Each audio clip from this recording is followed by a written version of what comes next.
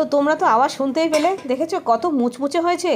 তো title thumbnail দেখে বুঝতেই পেরেছো আমি পেঁপে দিয়ে এই মুচমুচে পকোড়া বানিয়েছি বিকেলে চায়ের সাথে খাওয়ার জন্য। দেখো একেবারে কচি একটা পেঁপে নিয়ে নিয়েছি। পেঁপেটাকে কেটে দেখালাম তোমাদের, একটা দানা পর্যন্ত ভেতরে ছিল না। যাই হোক, পেঁপে কেটে তারপর পরিমাণ মতন পেঁপে নিয়ে ছুলে পরিষ্কার করে ধুয়ে এরকম গ্রেটার দিয়ে গ্রেট করে নিচ্ছি। পেঁপেটাকে এরকম গ্রেটার দিয়ে গ্রেট করে নিলাম প্রথমে। আর এই রেসিপিটা পুরোটা দেখো, দারুণ লাগে খেতে বিকেলবেলা চায়ের সাথে কিন্তু।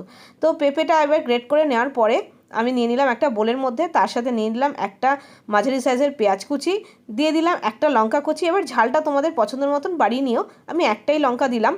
এর সাথে দিয়ে দিচ্ছি একটুখানি নুন পরিমাণ মতন, আর তার সাথে দিয়ে দিলাম কালো জিরে, আর দিয়ে দিলাম একটুখানি আদা দিলাম।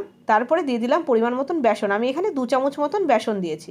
এবার জল কিন্তু লাগবে না, কারণ যেহেতু পেঁপে পেঁয়াজ সব কিছুর থেকে কিন্তু জল বেরোবে, সেই জন্য হাত দিয়ে ভালো করে চটকে মেখে নিলেই দেখো সুন্দরভাবে কিন্তু মাখাটা হয়ে গেছে।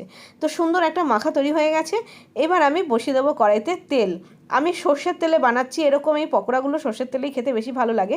তো সর্ষের তেলটা ভালো করে গরম করে পকোড়াগুলো দিয়ে দিলাম।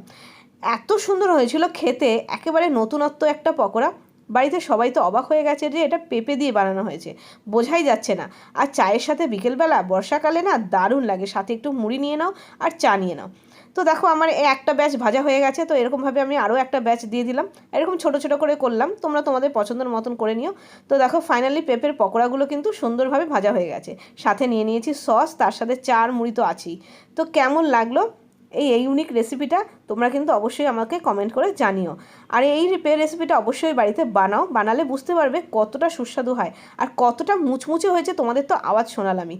তো চলো আজকে এই পর্যন্ত, দেখা হচ্ছে আরও নতুন নতুন রেসিপির সাথে। ততক্ষণের জন্য বাই বাই।